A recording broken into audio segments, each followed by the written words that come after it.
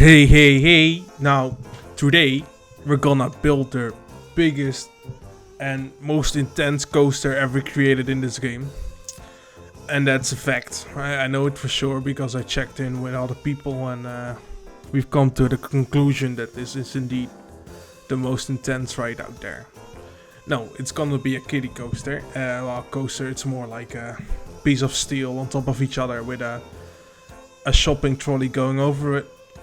Yeah, you might recognize this ride layout from the little caterpillar coasters you see at fairgrounds and shitty parks. Yeah, I wouldn't ride this myself. I don't really trust the system of the supports and the integrity of it. I mean, look at this. I'm building it here. Does it look like I can hold an adult person's weight? Well, I might be slightly above average, but still. Yeah, it's called Blueclimb. Because one of my favorite All the Builds on Planet coaster is Blueclimb. That's also a kiddie coaster, and I think this one is a bit more intense. There's actually a pretty big story to this ride. You're a caterpillar in New York City, in Central Park, that goes on an adventure through the leaves, the rainy, dewy leaves, and has to find its way to salvation or food. Yeah, you can see here me building the dodgy structures actually placed on. Normally these rides go all over the place in the country, so it needs to be transportable. Now, I've seen people ask like $10 for this ride on carnivals, on fairgrounds, and that's absolutely ridiculous. That's another reason why I haven't ridden one of these, and I'm not going to ever. And you shouldn't either, because it's not a very enjoyable experience, I guess. Now, if you're working on like a dodgy carnival type of park, or boardwalk kind of park, this would fit well. It really has that cheap kind of vibe going around it, the extortion vibe. Yeah, I would force my kids to ride a proper coaster and not this one. And of course it needs safety fences around it. We don't want people to die, right? Yeah. This is actually the most dodgy part of this build. I'm placing wooden blocks under the support structure, and that's what it actually rests on. So that's kind of messed up.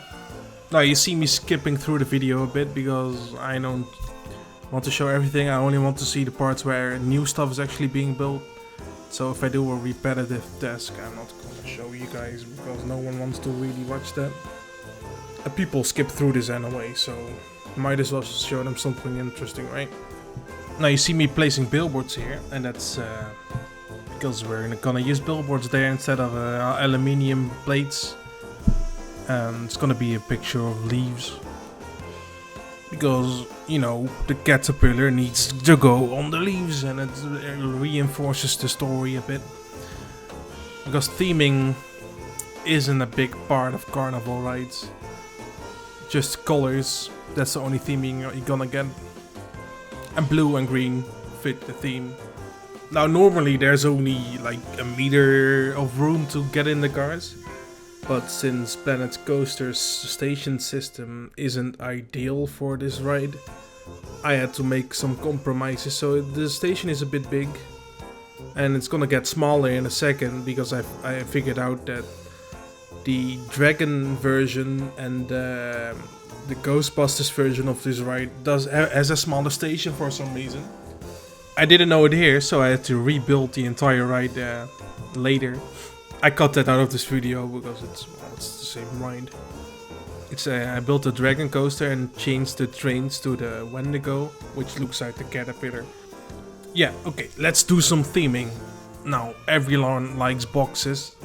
No, but I needed some rubbish to place there to make it look more like a lived-in area. I did some mechanical bullshit. Structures here. Oh, yeah, I played some facades for the New York New York experience, the feel.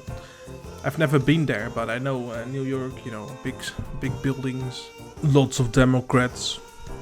Yep. I tried some different textures here. Now, since this is trying to be semi-realistic, I did some scaffolding to keep these things in place. And would a carnival ride use these kinds of facades? Probably not, but I guess this is a fancy one.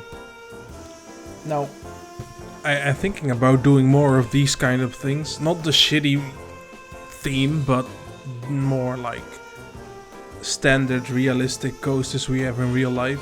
But I want to do them well, like Vekoma boomerangs, Vekoma SLCs. Just some basic coasters people can place in their park, which you see quite a lot of in real life. I think there's like 50 different boomerangs in the world. And there's only one layout that you see, so might as well do it properly. Now, a few months back I did like a parking lot foundation for people to use, and I'm thinking about continuing in that park file. Make the parking lot a bit bigger, but because it's pretty small, realistically seen. And just put some of these coasters in that park. Not this one, because I want it to be a good park. Maybe somewhere on the parking lot in the distance outside of the park. Just a park with some standard roller coaster layouts, some nicely themed areas, and a park people can really play in. I don't want it to be too heavy on people's computers, but it should be like it could be a real park. It doesn't have to be Disneyland or Universal, just an alright Six Flags park. So yeah, I'm probably gonna do a series on that, because I don't feel like just one video builds are that enjoyable to watch. It's nice to see something different every day, but I also want something you can follow every week, and we get to see a journey from nothing to an enjoyable park. Maybe something where people could give me suggestions as to what themes there should be, what rides, what they would like to see in their perfect park. Here I'm just placing the final lighting of the build, because we want kids to see the beams of the support so they don't like cut their head off. So yeah. Now finally I build here what all rides need.